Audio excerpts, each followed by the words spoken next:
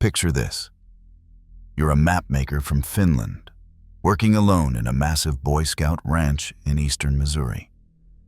5,400 acres of wilderness stretching out in every direction. Your job is simple. Survey the land, mark the terrain, document the geography.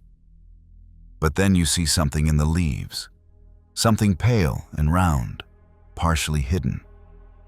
At first glance, it looks like a turtle shell. Maybe it's nothing. Maybe you should keep walking. You get closer, and that's when you realize it's not a turtle shell at all. It's a human skull. What would you do? Would you call the police immediately? Would you run? The Finnish mapmaker did neither. Instead, he carried this terrible secret for 3 entire months. He couldn't tell anyone. He couldn't report it. Fear paralyzed him. He finished his assignment, went back to Finland, and only then, only when he was safely thousands of miles away, did he finally contact his American supervisor with a confession. This is the story of how that skull identified its own ending, spoke its truth from beyond the grave, and exposed a perfectly hidden crime that was supposed to stay buried forever. November 1987. The autumn sun hung low over the S-Bar F Boy Scout Ranch in eastern Missouri, casting long shadows through the sparse woodland, when the mapmaker, a man named Raimo Pitkänen, finally found the courage to tell his supervisor Tina Orling about what he'd seen. He sketched out the exact location on his detailed ranch map. His hands trembled as he drew the path to that clearing. Think about the weight Pitkänen carried for those 3 months.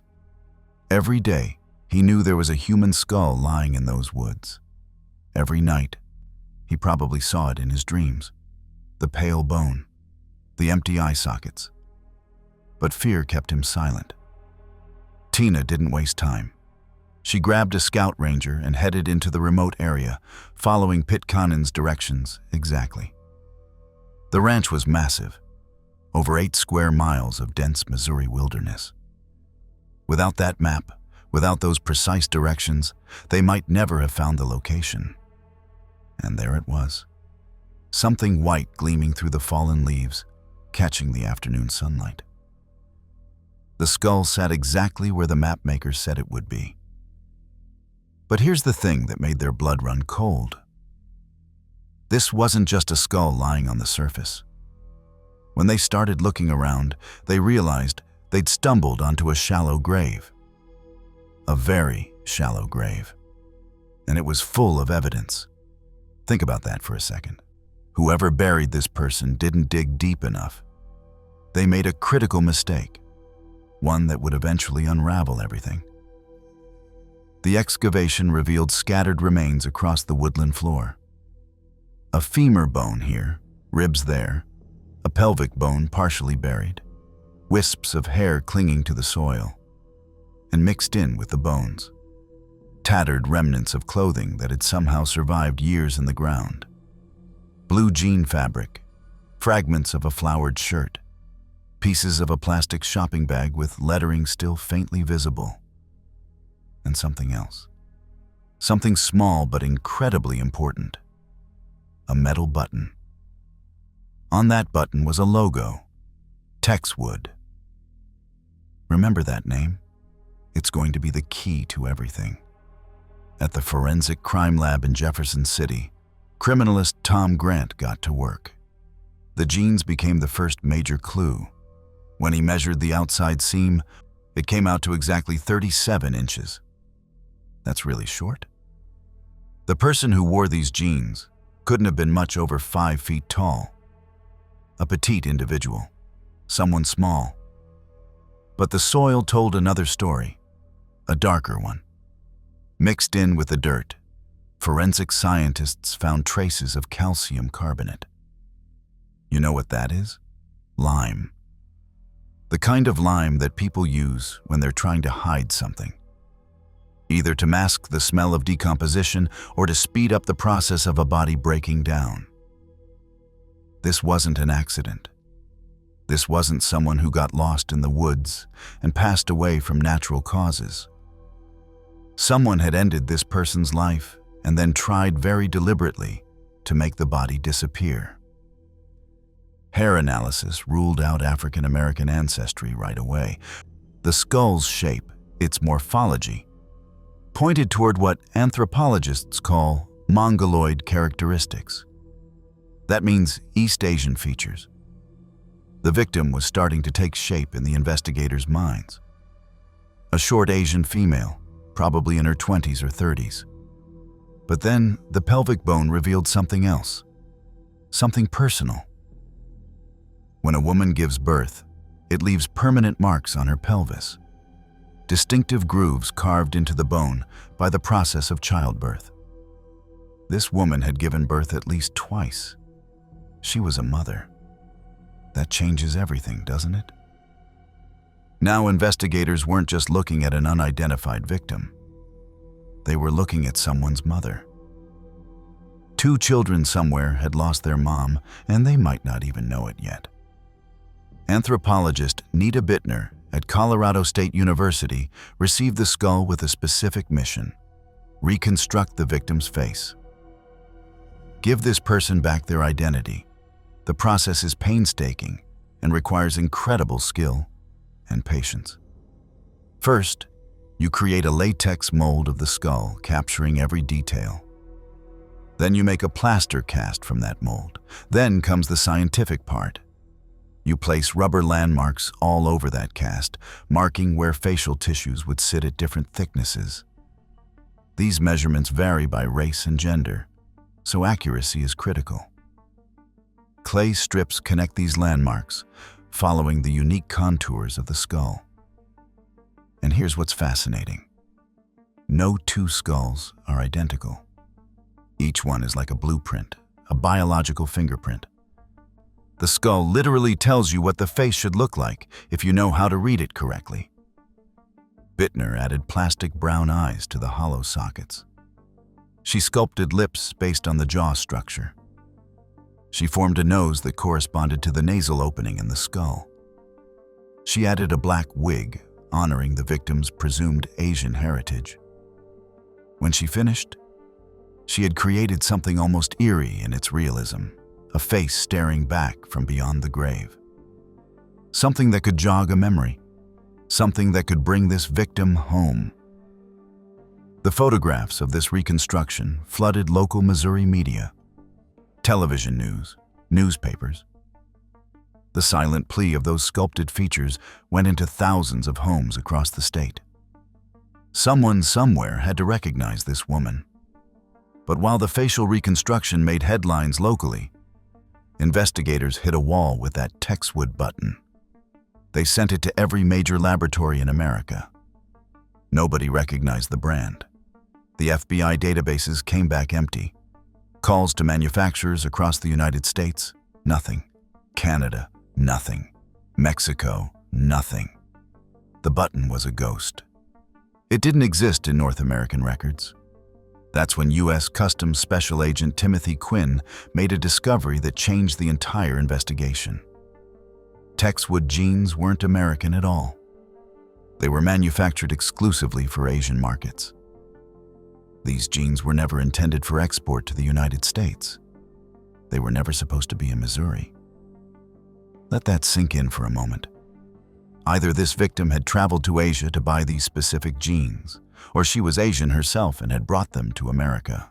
Suddenly, the mongoloid features of the skull made perfect sense. This wasn't just about identifying a victim anymore. This was about tracing an international connection, about finding someone who had somehow ended up gone in rural Missouri while wearing jeans from the other side of the world. The facial reconstruction appeared on television on an evening news broadcast. In the Cox household, Willie Porn Cox was watching TV when the bust flashed across the screen. She froze. Those features, that face. She knew that face. Willie Porn called her husband Carmen over to the television. They stared at the reconstruction together, their minds racing. Could it really be her? after all these years? The woman looked exactly like their friend Bun Chi Ni Huis, a 33-year-old Thai woman they hadn't seen in 5 years. A woman who had simply vanished from their lives one day, without warning. 3 days. That's all it took from broadcast to identification.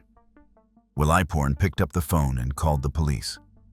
Bun Chi Ni Huis had been married to an American man named Richard Ni Huis.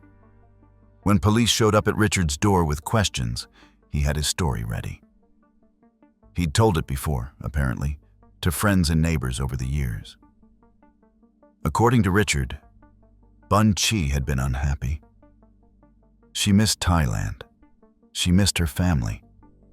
The marriage wasn't working out, and she wanted a divorce. So one day, 5 years earlier, Richard drove her to the St. Louis airport. He watched her walk through the terminal doors. She was going home to Thailand. That was the last time he saw her. It was a simple story. Clean, plausible. Neighbors backed up parts of it. Yes, they confirmed, Bun Chi had talked about being homesick. Yes, she'd obtained her passport and citizenship papers. Yes, she'd seemed unhappy in the marriage. Several people remembered conversations where Bun Chi expressed wanting to return to her homeland. But here's what didn't make sense. Why hadn't her family in Thailand reported her missing? If she'd never arrived home, wouldn't someone have noticed? The police weren't buying Richard's story. Something felt wrong. Dr. Michael Charney, one of the world's leading forensic anthropologists, employed a technique called skull photograph superimposition. It's exactly what it sounds like. You take photographs of a potential victim and literally superimpose them over images of the skull to see if they match. It's precise work. The angle has to be perfect. The expression has to align. Every measurement matters. Police provided Charney with photographs of Bun Chi Ni Huis. And as a control, to make sure the method actually worked, they also sent him a photo of another missing Asian woman from Georgia. Charney positioned the skull to match each photograph's angle. He created transparent slides and laid them over the images. When he compared the Georgia woman's photo to the skull, there was no match. The features didn't align. The orbital sockets were wrong. The jawline didn't fit. But when he laid Bun Chi's photograph over the skull, everything clicked into place. The jawline fit perfectly within the chin. The orbital sockets cradled the photographed eyes exactly. The nasal opening corresponded precisely to the nose placement in the photo. Even the teeth aligned flawlessly with the jaw structure. Despite the challenging angle of Bun Chi's photograph, she'd been smiling, her head tilted slightly. The match was undeniable, scientifically irrefutable. The remains belonged to Bun Chi Ni Huis. Think about what that means. Richard's story about driving her to the airport? Lie. Her supposed flight to Thailand? Never happened. Her return to family and homeland? Fiction. Bun Chi had never left Missouri. She'd been gone in that shallow grave the entire time. Now investigators had a name. Now they had a husband with a story full of holes. So they started digging. Not into the ground this time, but into Richard Ni Huis's background and his relationship with Bun Chi. Friends described a volatile marriage, frequent arguments, bitter fights, the kind of relationship where neighbors heard raised voices through the walls. Richard worked as an electrician for McDonnell Douglas. He came from what appeared to be a normal, middle-class background.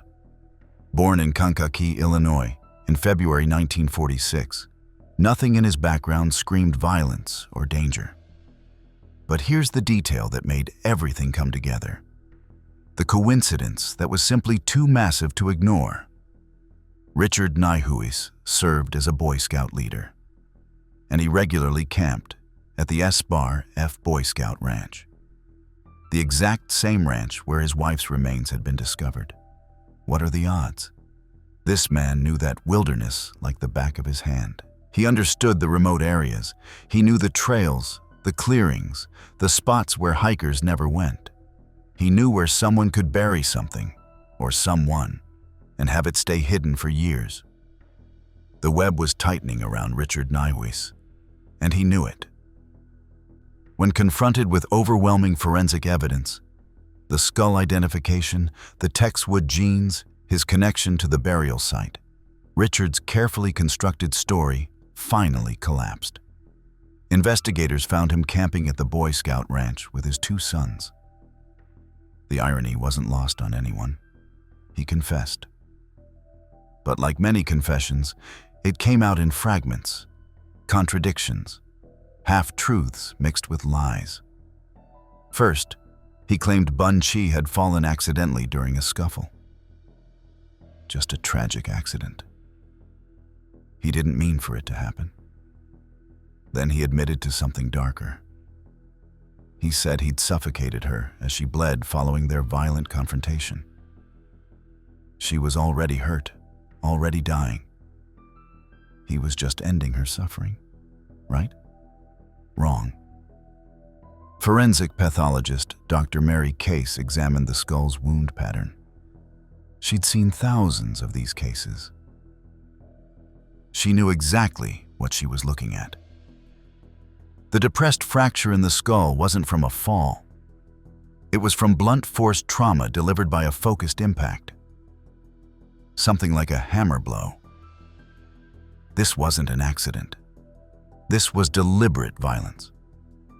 Dr. Case explained something chilling about suffocation. It takes 3 to 5 minutes of sustained pressure to end someone's life that way. 3 to 5 minutes. That's not a moment of panic or a split-second decision. That's time. Time to think. Time to stop. Time to call for help. Richard Nijhuis had 3 to 5 minutes to change his mind. He didn't. The evidence reconstructed what really happened that night in December 1983. Richard and Bun Chi had been arguing in their basement. The topic? Money. Bun Chi wanted to move to a new house. Something bigger, something better. Richard refused. They couldn't afford it. The argument escalated. At some point, maybe when Bun Chi tried to leave, maybe when she said something Richard couldn't tolerate, he grabbed a hammer, a small hammer, probably a tack hammer or claw hammer, and he swung it at her head. The blow knocked her unconscious, but it didn't end her life. Not yet. She lay on the basement floor, bleeding from the head wound, possibly still breathing. And Richard Nijhuis made a choice. He put his hand over her nose and mouth. He pressed down. For 3 to 5 minutes, he maintained that pressure until Bun Chi stopped breathing entirely. Then came the cover-up. And this is where Richard's planning becomes clear. This wasn't a panicked response. This was methodical. He wrapped Bun Chi's body in plastic. He placed her inside a service merchandise shopping bag to contain any blood or fluids. Then he put his wife's body in the freezer in their basement, and he left her there for 3 months. Think about that. For 3 months, Richard Nijhuis went about his daily life with his wife's body frozen in his basement. He went to work. He led Boy Scout troops. He raised his 2 sons, Stephen and Michael. He told everyone who asked that Bun Chi had gone back to Thailand. He even created witnesses to his lie. Friends remembered him talking about driving Bun Chi to the airport, about seeing her off, about getting postcards that never actually existed. When spring came and the ground thawed, Richard loaded Bun Chi's body into his vehicle. He drove 2 hours to the S-Bar F Boy Scout Ranch, a place he knew intimately from his work as a scoutmaster. He found a remote clearing in the vast wilderness. He dug a grave. But here's where Richard made critical mistakes. The grave was too shallow, only about 2 feet deep. Maybe the ground was still hard. Maybe he got tired. Whatever the reason, that shallow grave would be his undoing. He scattered lime over her remains, thinking this would hide the evidence. He covered everything with dirt and leaves. Then he left his wife in that wilderness and drove home to continue his lie. For 4 more years, Richard Nijhuis maintained his innocence. For 4 more years, he played the role of abandoned husband. For 4 more years, he thought he'd gotten away with ending Bun Chi's life. Until a Finnish mapmaker stumbled across a skull that looked like a turtle shell. During the trial, prosecutors brought out every piece of forensic evidence. The Texwood genes that proved Asian origin. The skull superimposition that confirmed identity. The shallow grave at a location Richard knew intimately. The lime intended to hide a crime. The hammer blow to the head. Dr. Mary Case delivered devastating testimony about suffocation. She explained the timeline, the consciousness, the opportunity to stop. She made the jury understand that Richard Nijhuis had deliberately chosen to end his wife's life, moment by moment, breath by breath. The defense tried to argue it was a crime of passion, but the prosecution countered with the 3 months Bun Chi spent in the freezer. That's not passion. That's calculation. But perhaps the most powerful testimony came from an unusual witness, Bun Chi herself. The facial reconstruction sat in the courtroom. Those sculpted features, those plastic eyes, that carefully constructed face. It all represented Bun Chi bearing witness to her own ending. Science had given her a voice from beyond the grave. The jury deliberated. When they returned, they found Richard Nijhuis guilty of capital indictment for ending his wife's life. The judge sentenced him to life imprisonment without possibility of parole for 50 years. Richard Nijhuis currently resides in Potosi Correctional Center in Mineral Point, Missouri. A facility that houses everyone from minimum security inmates to those on death row. Forensic Files Now. Forensic Files Now. Born on February 18, 1946, Richard will be 96 years old when he becomes eligible for parole.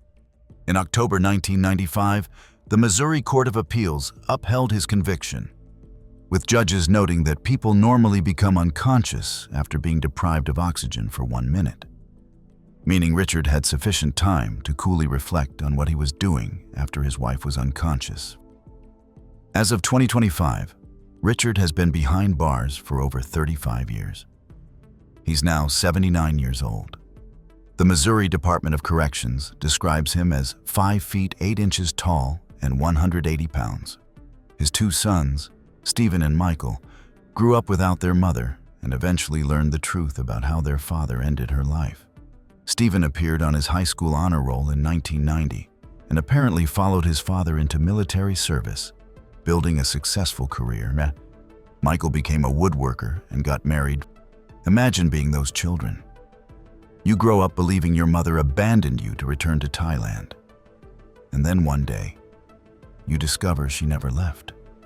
She was buried at the Boy Scout ranch where you camped with your father, where you roasted marshmallows and learned to tie knots, where you played in the woods, never knowing your mother's remains lay hidden in that vast wilderness. The case continues to be featured in true crime documentaries and forensic science educational programs. The original Forensic Files episode, titled The Talking Skull, aired in 1998. In 2019, Investigation Discovery's Secrets of the Morgue revisited the case, bringing it to a new generation. The case serves as a textbook example of how modern forensic techniques can solve seemingly impossible cases. It's taught in universities. It's studied by forensic anthropologists. It's referenced in papers about skull superimposition and facial reconstruction. The Bun Chi Nijhuis case stands as a testament to something profound. You cannot hide the truth forever. No matter how carefully you plan, no matter how shallow or deep you dig that grave, no matter how elaborate your lies become. Because here's what Richard Nijhuis didn't count on. Forensic science has a long memory and an even longer reach. A single button, a small piece of metal with Texwood stamped on it, crossed international borders and exposed his lies. A skull's unique architecture became an unbreakable blueprint for identification. Bone structure revealed race, gender, childbirth history, and cause of passing. Lime intended to hide evidence actually marked the grave as a crime scene. Every single mistake Richard made compounded the next. Every shortcut in his cover-up created another trail of evidence. And when science finally got involved, those scattered bones spoke louder than any living witness could. This case required every branch of forensic science working together. Criminalists analyzing fabric, anthropologists reading bone architecture, pathologists interpreting wound patterns, customs agents tracking international trade routes. Each expert contributed an essential piece to the puzzle. Think about the cruel irony of Richard's plan. He froze his wife's body for 3 months. He drove to a remote wilderness area. He scattered lime. He manufactured an entire narrative about an airport goodbye. He had witnesses who believed his story.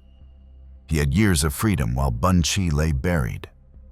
All of that planning, all of that calculation, all of those lies. And it all came crashing down because he didn't dig the grave deep enough. The Finnish mapmaker's discovery in November 1987 set in motion a chain of events that Richard couldn't stop. Once that skull emerged from its shallow resting place, science took over. And science doesn't accept lies. Science only cares about evidence. And the evidence was overwhelming. Bun Chi Ni Huis came to America in the early 1970s, following a dark-haired, blue-eyed Air Force serviceman she'd met in Chonburi, Thailand. She left behind her family, her culture, her homeland for a chance at a new life. She gave birth to 2 sons. She tried to make a marriage work while feeling isolated and homesick. And when that marriage fell apart, when an argument escalated into violence, her husband chose to end her life rather than let her leave. He chose to erase her rather than give her freedom. But you can't erase someone completely, especially not when science is paying attention. The facial reconstruction Nita Bittner created gave Bun Chi back her humanity. Those sculpted features reminded everyone that this wasn't just a case number. This was a real woman, a mother, a daughter, someone who had dreamed of something better. Her bust sat in that courtroom during Richard's trial, a silent witness. In death, Bun Chi testified more powerfully than she ever could have in life. Her bones revealed the violence. Her skull identified her beyond doubt. Her clothing told the story of her heritage. Her shallow grave exposed her husband's guilt. Justice for Bun Chi didn't come quickly. She lay in that grave for 4 years before discovery. But it came eventually, carried forward by forensic experts who refused to let her story stay buried. Today, forensic anthropology students study the Bun Chi Ni Huis case. They learn about skull superimposition and its reliability in court. They understand the importance of seemingly insignificant evidence like clothing buttons. They know that every detail matters when you're trying to give voice to the voiceless. The S-Bar F Boy Scout Ranch still operates in eastern Missouri, teaching young scouts about nature and responsibility. But that remote clearing where Bun Chi was found holds a different lesson about how nature eventually reveals what humans try to hide, about how bones hold truth that lips can deny. Richard Nijhuis will spend the rest of his life behind bars knowing that his carefully constructed lies meant nothing in the face of scientific evidence. His 3 months of hiding Bun Chi's body, his 4 years of playing the abandoned husband, his decades of maintaining innocence.